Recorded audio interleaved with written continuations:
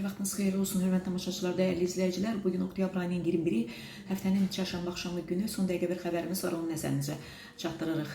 Prezident administrasiyasının sabiq rəhbəri Ramiz Mehdiyevin kürəkəni İlham Əliyev açıqlama verib. Tanınmış jurnalist Sevinç Telman qızına açıqlama verən sabiq rəhbərin demək kürəkəni çox iddialı danışıb. News 365 AS saytının məlumatına görə Ramiz Mehdiyevin həbsi durumu ailənin istintaqa cəlb edilməsi ilə bağlı suallara İlham Əliyev cavab verməsə də, amma barəsində yayılanlara münasibət bildirib. O deyib ki, 2 gündür mətbuatda barəsində yayılan xəbərlər həqiqəti əks etdirmir. Faktları dəqiqləşdirin. Mənim Elmlər Akademiyasında obyektim yoxdur. Öncə faktları dəqiqləşdirin. Mənim mağazam, iaşə obyektim yoxdur. Mənim müəssisəm var deyə İlham Əliyev bildirib. Bəli, bu da onun iddialı açıqlaması. Yəni bu mağazanın, iaşə obyektinin olmasını özünə sığışdırmır, özünə yaraşdırmır. O mənim müəssisəm var deyir.